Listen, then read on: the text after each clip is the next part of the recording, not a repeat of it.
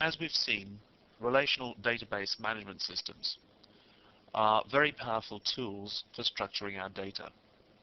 However, there's nothing magical about an RDBMS. Just like any other piece of software, there's nothing inherent within it that forces us to use it correctly. We could use MySQL, for instance, in exactly the same way as we use a filing cabinet, a card index, or a simple file structure. The process of normalization are a set of formal disciplines which allow us to make sure that our database systems get the most out of the relational database model. The best way to explain how the process of normalization works is to take a look at a very faulty database and then apply the so-called normal forms to this database and improve the database until it's fully normalized. I'm using the library database, but in a very crude and unscientifically formed format. If we take a look at the table definition here, there's only one table, the books table. That includes the title of the book, the name of the publisher, the number of pages, size field, which allows us to get an idea of the size of the book, and the year it's published, the name of the genre, and the author's name. Now, there are a lot of problems with this table and the way it's structured, but let's first of all take a look at those features of it that violate the maxims of the first normal form. To begin with, there's no primary key. We need a primary key for a table to meet the conditions of the first normal form.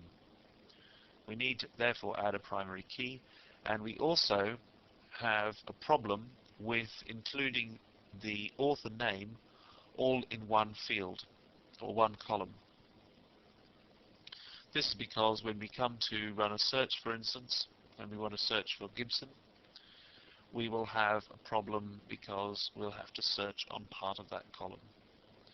This will be a very inefficient way of running any kind of search on that.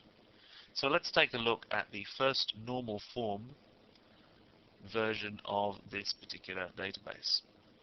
We still only have one table, but now, as you can see, we've created a primary key, and the primary key is on the title and the author surname. We've also split that author column into three columns: the author first name, the author initial, and the author surname. This respects the principle of atomicity, which is that each of the columns should be an atomic unit of data. That is, can't be broken down any further in the way that a full name such as William Gibson can be easily broken down into two names. There are still a lot of problems with the structure of this table. First of which is that the primary key is not, although it looks like a fairly safe one, Neuromancer by Gibson, is not of itself a unique identifier that could not, under all possible circumstances, be duplicated. We would be better off using the ISBN, which is the unique number that is applied to every book that's published. So we can incorporate that. Another far more serious problem is that we include the names of the publishers with every book. We're also including the names of the genres with every book.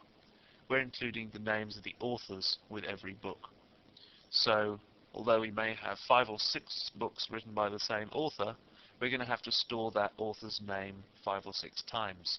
This allows us to store the author's name spelt in a slightly different way each time, forces us to waste space, and allows for the kind of errors caused by duplication of data. It also violates the principle that a table should store information about one logical entity. Let's take a look at the second normal form of our database, and here we've broken it down into several tables. Now the ISBN has become the primary key, which is a much better unique identifier. The publisher column is simply an integer which refers to the primary key of the new publishers table we've created. The genre similarly has a numeric column there, and the author has been completely removed from the books table. Let's take a look at why. We have the authors down here. The authors have a primary key which is numeric, and the 3 fields have been shifted into the authors table. If we scroll down a little, we'll see that the bridging table, book authors, allows for the possibility of more than one author writing a book. And the primary key there on the book authors bridging table is book and author.